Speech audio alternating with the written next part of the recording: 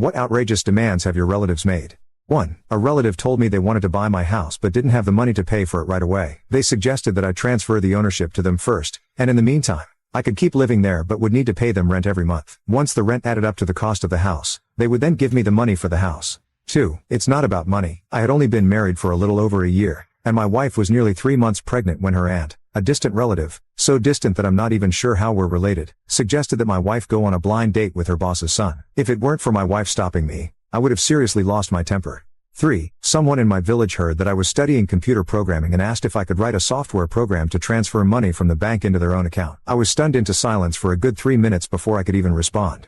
4. It wasn't a relative, but my own father, who asked me to take out a high-interest loan to help his friend with some financial trouble. After I hung up the phone, I took a leave of absence from work, bought a train ticket, and went home. If my mom hadn't stopped me, I would have cracked my dad over the head with something. After pressing him, I found out he had already borrowed $10,000 from my aunt to help his friend. I dragged him to his friend's house, got the money back, and returned it to my aunt. I also gave my aunt a piece of my mind. She's a widow, and her only son had died suddenly at 30. Instead of guarding her savings, she risked it all to help my dad's friend. Absolutely reckless. That evening, I called all the relatives, telling them that my dad had fallen for a pyramid scheme and warned them not to believe anything he said about money. If they got tricked, they could deal with it themselves. I wasn't getting involved. I took the early morning train back to work. This happened in 2015, and I had only been working for a few years at the time. As my mom put it, she had never seen me so angry, cursing so loudly, and I even smashed 2 cups. She said I was no longer the obedient child she knew, but at least she wasn't worried about me getting bullied while living alone anymore. 5. Can it count if a relative didn't even ask but just took what they wanted? One of my cousins got married, and at the reception that night, he drank too much and was carried back to his new bedroom by a few people. The next morning, he woke up to find his $200,000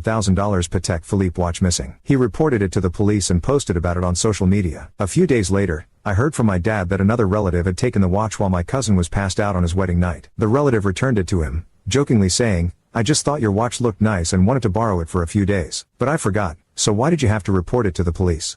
So if my cousin hadn't reported it, were you planning to forget about it forever? 6. This happened to my cousin. One of my uncles needed money for his business and asked my cousin to lend him some. My cousin replied, "I don't have any money." My uncle immediately said, "Then go to the bank and get a loan." My cousin responded, "Why don't you go to the bank for a loan?" He answered, "Because I'd have to pay it back." My cousin hung up the phone. Later, he called me, asking for money. I told him I was abroad and couldn't lend money to someone in the U.S. He said, "Then ask your friends or classmates to lend me the money." I replied, "My friends and classmates in the U.S. are all paying off mortgages. They don't have any money." He then said, "Well, tell them to mortgage their houses for a loan." I asked, "Why don't you mortgage your own house?" He replied, "If I mortgage the house, where will I live?" I blocked him right after that.